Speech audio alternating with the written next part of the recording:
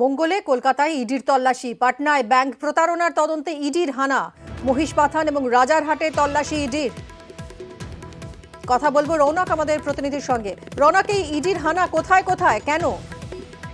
দেখো বলতে জানা যাচ্ছে হোটেল ব্যবসায়ী রবিনন্দন প্রসাদ বর্মা এবং রাহুল বর্মার যে কোম্পানি গোদরেজ ওয়াটারসাইড বিল্ডিং, সেখানে ইডির একটি টিম গেছে। এছাড়াও তাদের মহিষবাথান এবং রাজারহাটের যে আবাসন, সেই দুটি আবাসনেও ইডির টিম গেছে।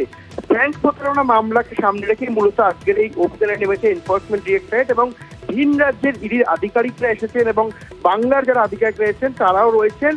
যৌথ অভিযান করছেন তারা। মোট 3টি ইডির টিম বেরিয়েছে ইতিমধ্যে এবং তাদের যে কোম্পানি, যেটা জানা যাচ্ছে হোটেল ব্যবসার সঙ্গে যুক্ত, বেশ কিছু জায়গায় একাধিক হোটেল রয়েছে তাদের এবং আর্থিক প্রতারণা মামলার সঙ্গে যুক্ত হয়েছে তাদের নাম। গোটা বিষয়টি তদন্ত করতেই কিন্তু এনফোর্সমেন্ট ডিরেক্টরেটের তরফ থেকে অভিযান চালানো হয়েছে। তাদের আবাসন থেকে শুরু করে তাদের যে অফিস রয়েছে, সেই অফিসে ইতিমধ্যে তল্লাশি অভিযান চালাচ্ছে এনফোর্সমেন্ট ডিরেক্টরেট। ধন্যবাদ রৌনক।